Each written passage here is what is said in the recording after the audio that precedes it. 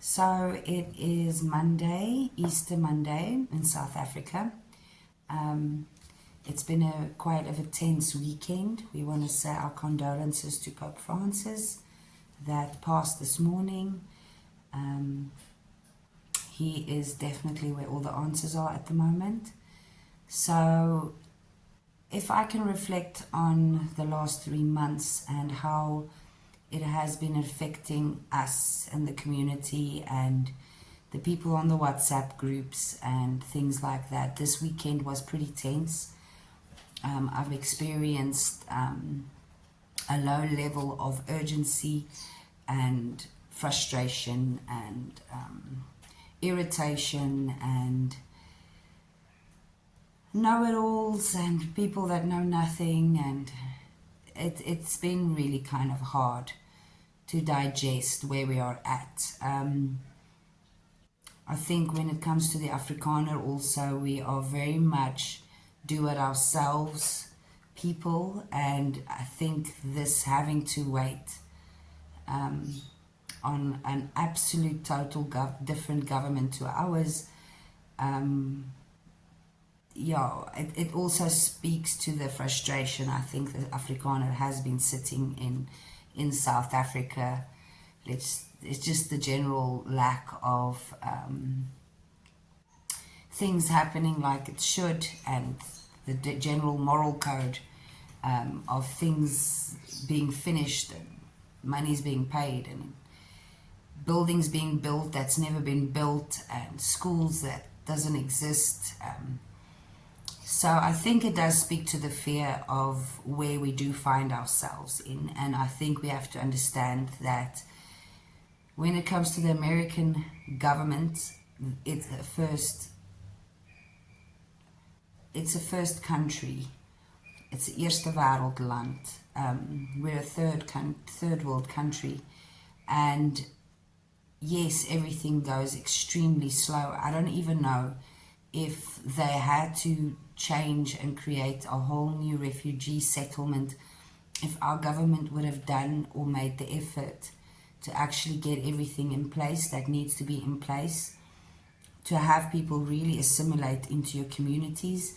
I saw this weekend that there was a bunch of Somalian refugees or foreigners in South Africa, in Pretoria, Sunnyside, that was almost displaced, and they were attacking the police, and that there was an uprising amongst the Somalians in South Africa. Clearly that how our government has been setting it up was so disjointed and just on the moral ground so wrong for the general public or people that actually is a foreigner in your country. I do believe that when people do come and visit your home, there is a hospitality that does go with that. So I know with our moral code and the Afrikaners way of life, we tend to welcome our guests with open arms and respect and support. So I do believe that that's one thing that we have to remember. You're not going to allow people to come into your house if it's untidy. I won't. But I'm sure that there is people that would. And it probably just means how much Africanized you've become, that's normal. But I think when it comes to a Christian valued person, it's about self-respect, and cleanliness is close to godliness. And I've got a feeling that maybe Trump and the Trump administration and President Trump is cleaning up America. And that would mean that I don't think he's going to allow us, after we've had to kind of endure for 30 years, a government that's got absolute no regard for the taxpayers and the people that's prepared to actually uplift this country. You get treated with such disregard. And I don't think Trump, and I do think the administration does understand maybe to a basic core level what's been happening to our own psyches. So I we do know what it feels to be thrown away. So I do feel that maybe that is one of the reasons why there's this amongst us, this huge amount of anxiety. So that's one of the topics I wanted to discuss. And then there's another very one close to my heart, and especially maybe on today with Pope Francis's death. I'm not Catholic. I'm a Protestant Christian, and I do feel that our ANC government has lost so much of the power around and amongst the people.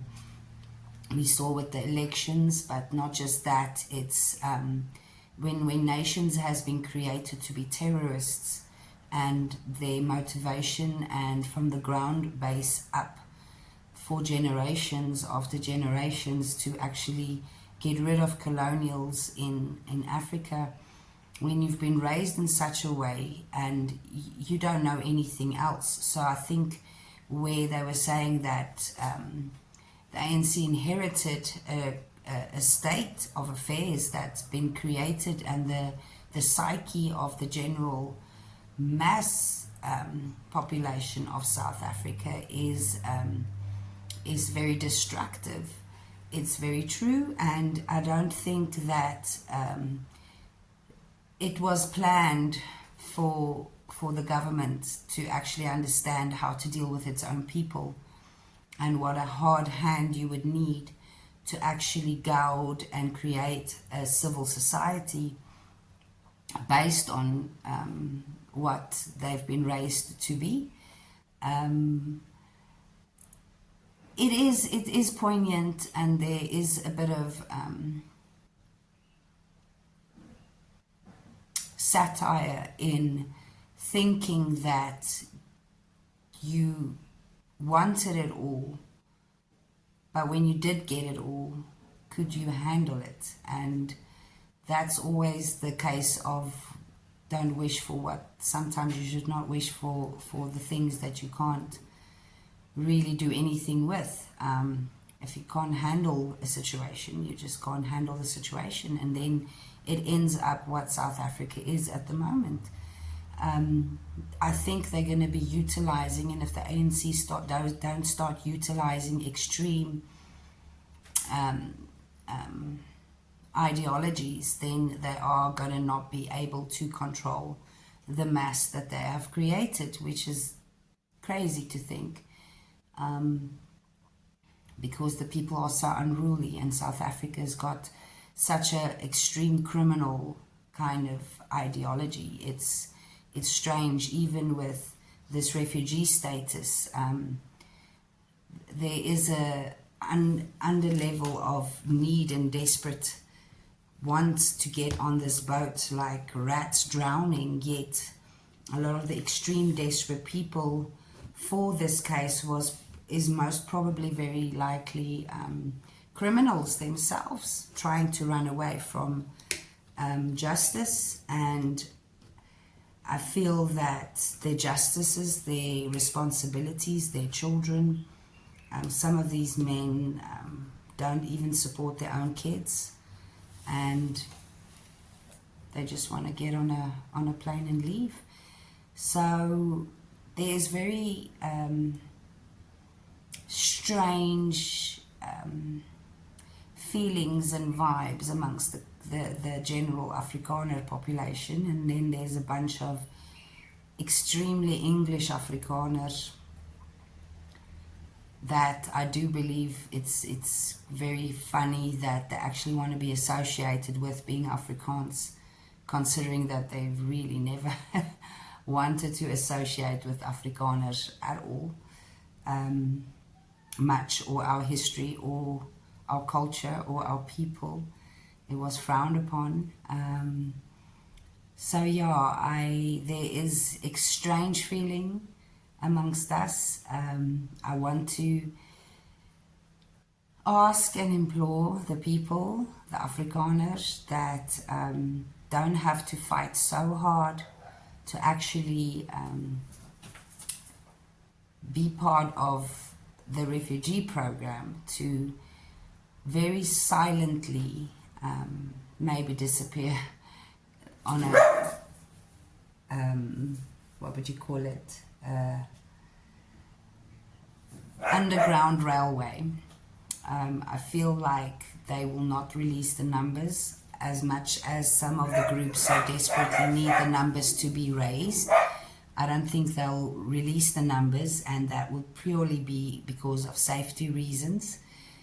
You will only understand the amount of people that would be interested and would leave after the effect. And I don't think it's going to just be one group. I think the majority group that first is in line would probably be the Afrikaner, and then beyond that would probably be the minorities, scaling from there. Maybe trying to gauge the impact it would have on South Africa, and then also the American communities. So yes, I think we need to breathe through this. There is no let up yet. We've not heard anything yet, and the 90 days was for the American administration to be closed and to open. There might be whispers tonight, or maybe they've got WhatsApp groups amongst each other, who knows, that the general public won't be informed till everything is very much set and ready. I also understand, because I have lived in a first world country, that they don't just jump to these new administrations and new laws in such a way if it's not been set up and has been prepared for and fully secured how it would roll out. I think when that has been done, we will only be informed. I don't really think we're going to be part of their governmental process, although we tend to be in South Africa because it was conveniently used to gouge the masses. I myself get really frustrated, especially in South Africa, and the level of propaganda that's been going on. This is another thing that I need to tell and explain to the people, that we are not just dealing with South African propaganda, we will be dealing with international propaganda and the view of the world on who we are and on us, and the situation will be coming to the foreground even more and more now.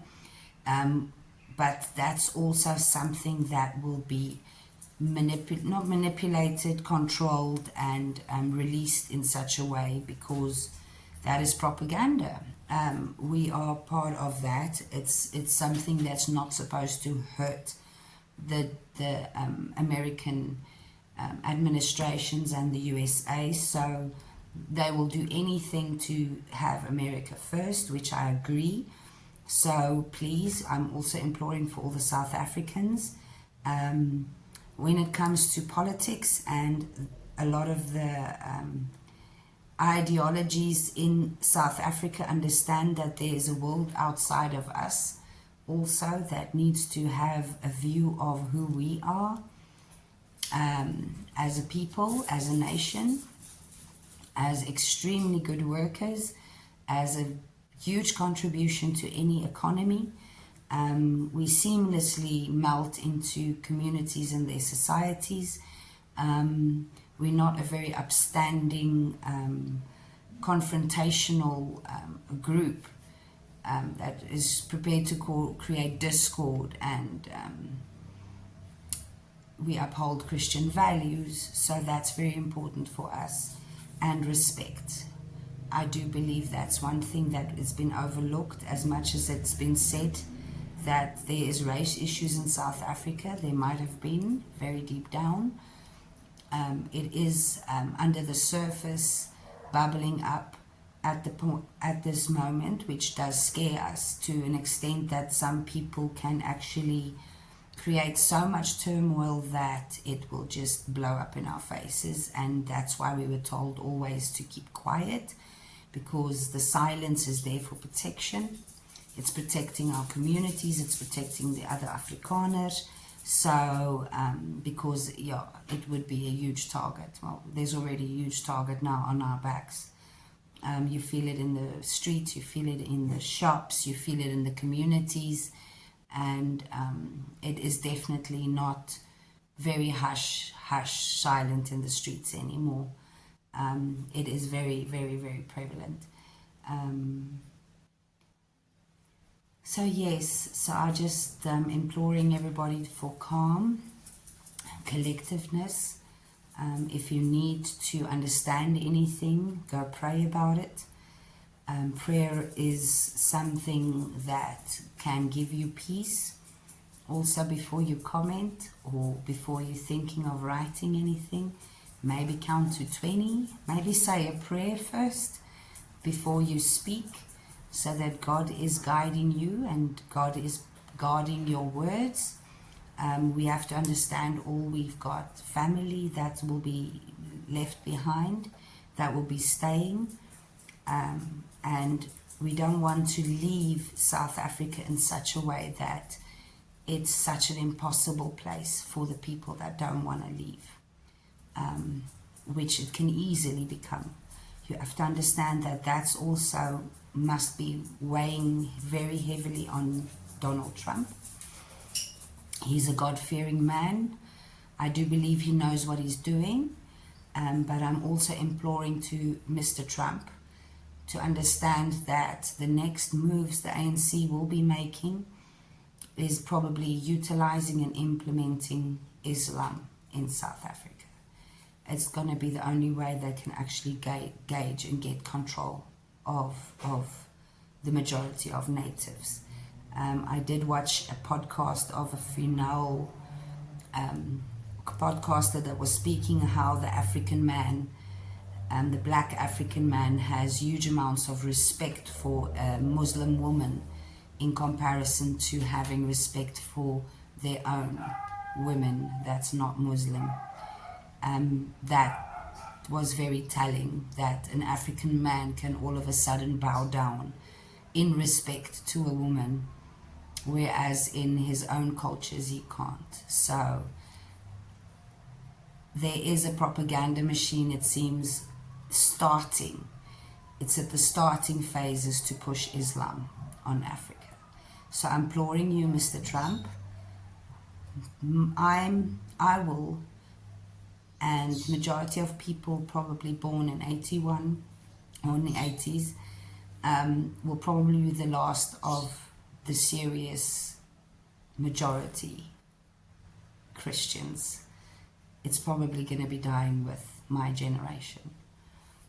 So I beg of you, if you find it in your heart, we are all very, very, very eagerly awaiting your responses. Have a good day, weekend.